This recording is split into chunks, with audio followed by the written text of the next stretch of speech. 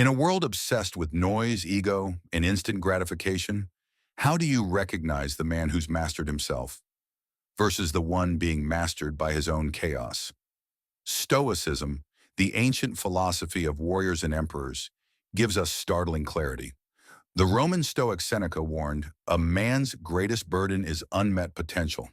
Yet today, many men wear their weaknesses like armor, mistaking loudness for leadership, pride for power, and reckless impulses for authenticity. They chase validation, not virtue. They blame the world instead of mastering their perceptions. And in doing so, they sabotage relationships, purpose, and peace of mind. But true strength, as Epictetus taught, is forged in the self-awareness, not self-delusion. By Stoic standards, the unwise man isn't defined by intellect, but by 6 failures of character, habits that shrink his soul and drain his power. If you've ever wondered why some men thrive in adversity while others crumble, why charisma without wisdom becomes a trap, or how to avoid being swayed by or becoming the man who mistakes storms for strength, this is your blueprint. By the end, you'll have a battle-tested framework to audit your own growth or recognize empty posturing in others. Let's begin. Sign 1. The man who confuses noise for wisdom. Why do fools talk so much? Seneca once asked. The answer lies in a Stoic paradox. The emptier the vessel, the louder the echo. Epictetus warned, the more you value words over actions, the less you value your own character. A misguided man weaponizes volume to mask insecurity. He mistakes endless opinions for intelligence, viral posts for legacy, and attention for respect. But as Marcus Aurelius wrote in Meditations, waste no more time arguing what a good man should be one. Stoicism teaches that true persuasion begins with silence. The louder he shouts, the more he reveals 3 flaws. He fears being overlooked, a betrayal of Stoic self-sufficiency. He prioritizes reactions over reason, ignoring Seneca's rule, delay your impulses. He trades depth for dopamine, likes, shares, and temporary applause. The wise man speaks only when his words can improve the room, not inflate his ego. As Zeno, founder of Stoicism, taught, we have 2 ears and 1 mouth, so we might listen more and talk less. Next time you feel the urge to dominate a conversation, ask yourself, is this necessary? Is this kind? Is this true? If not, let silence sharpen your power. But noise isn't his only weapon. What happens when this man mistakes temporary rage for strength? That's where the second failure begins. Sign 2. The man who lets the world steer his soul.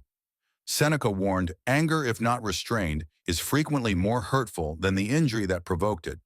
Yet the misguided man treats every opinion as a dagger, every disagreement as a war. Why? Because he's forgotten the Stoic golden rule. You own your mind, never rent it out to strangers. Epictetus drilled this into his students. It's not what happens to you, but how you react that matters. The reactive man fails this test. He trades agency for applause, needing others to validate his worth. Mistakes rage for resolve. Seneca. No plague has cost more lives than anger. Let externals hijack his inner peace, a direct violation of Marcus Aurelius's command. The mind adapts and converts to its own purposes, the obstacle to our acting. Stoicism teaches that every reaction is a vote for what controls you. He shouts at critics, votes for their power over him. He spirals over trivial slights, votes against his own sovereignty. He confuses standing his ground with standing in quicksand. The wise man guards his tranquility like a fortress. As Marcus Aurelius wrote, the best revenge is to be unlike him who performed the injury. He asks, is this within my control? If not, he lets the storm pass without boarding its ship. Next time someone provokes you, pause and recite this mantra. This is their opinion, not my truth. Then ask, will surrendering my calm make me stronger or smaller? But reactivity isn't his only trap. What happens when this man mistakes fleeting pleasures for purpose? That's where the third corruption begins. Sign 3. The man who trades depth for distraction. Seneca's timeless rebuke. Life is long if you know how to use it, but many mistake restlessness for vigor. They are busy, not wise. The misguided man wears hustle as a badge of honor, yet Stoicism reveals a brutal truth. Scattered effort is the enemy of legacy. Marcus Aurelius wrote, "You could leave life right now. Let that determine what you do and say and think." The distracted man ignores this urgency. He worships novelty over mastery. Epictetus, no great thing is created suddenly. Confuses motion for momentum. Chasing 10 paths instead of walking one with discipline. Burns energy to avoid confronting his purpose, fearing the clarity that stillness brings. Stoicism measures success not by activity, but by aligned action. He starts projects to feel capable. The Stoic acts only on what is necessary. He hides behind grind culture. The Stoic asks, does this serve virtue or vanity? He fears missing out. The wise man fears wasting out, squandering his one life on half-finished dreams. The disciplined man, as Seneca advised, plants trees he'll never sit under. He focuses like an archer. One target, one arrow, total intent. His power lies not in speed, but in direction. This week, audit your commitments. For every task, ask, if I died tomorrow, would this matter? Does this align with my highest self? Delete 3 distractions. Double down on one mission. Obsess or exit. But even focus can be corrupted. What happens when this man mistakes stubbornness for strength? That's where the 4th fracture begins. Sign 4, the man who trades his soul for applause. Marcus Aurelius posed a haunting question. Why do you crave praise from people you wouldn't even want to imitate? The misguided man answers this by auctioning his authenticity, confusing followers for fulfillment and applause for actualization. Epictetus dismantled this trap. If you wish to improve, be content to appear clueless or stupid in extraneous matters. Translation: true confidence is immune to opinion. The validation seeker fails because he builds his identity on shifting sand. Seneca: he who fears death will never do anything worthy of a living man. Trades integrity for inclusion, muting his voice to harmonize with crowds. Lives on borrowed worth, outsourcing his self-esteem to strangers' whims. Stoicism teaches that no one can take your dignity. You surrender it. He edits his beliefs to fit in. Surrenders sovereignty. He craves praise for good deeds, corrupts virtue into theater. He fears rejection more than regret. Violates the Stoic oath. Never let your morals be the price of admission to any room. The self-possessed man, as Marcus Aurelius wrote, needs neither approval nor fame.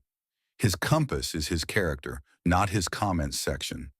He builds temples, not billboards, knowing, as Seneca warned, the mob is the mother of tyrants, especially the one in your mind. For one day, act as if no one is watching. Write down, what would I do today if social media didn't exist? Who would I be if praise were impossible? Notice what scares you. That's where your growth lives. But even self-possession can decay.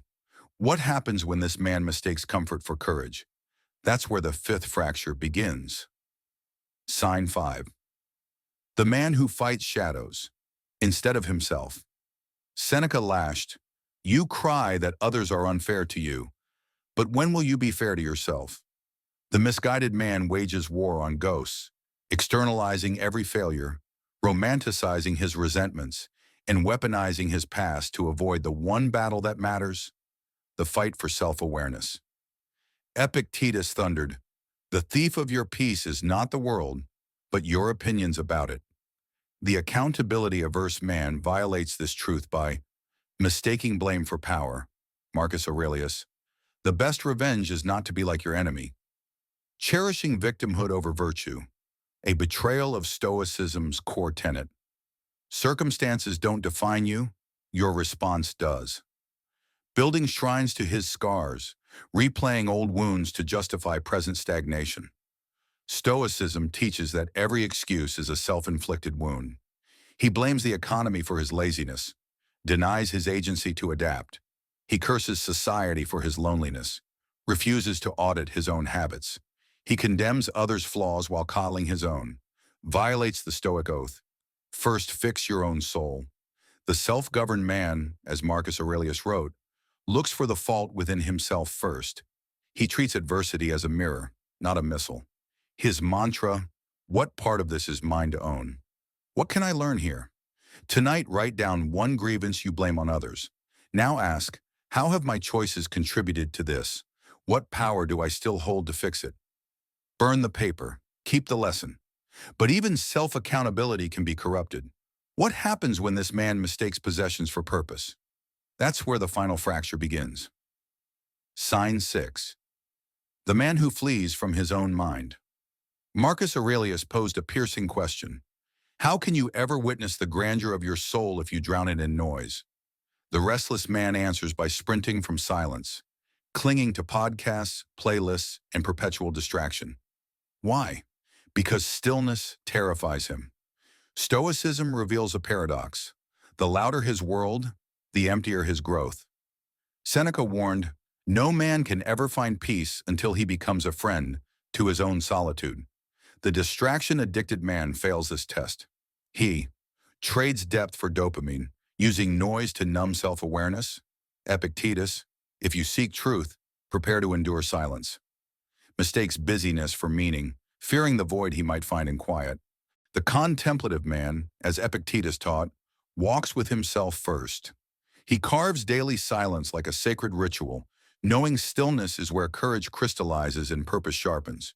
His power lies not in avoiding darkness, but in sitting with it until it yields light.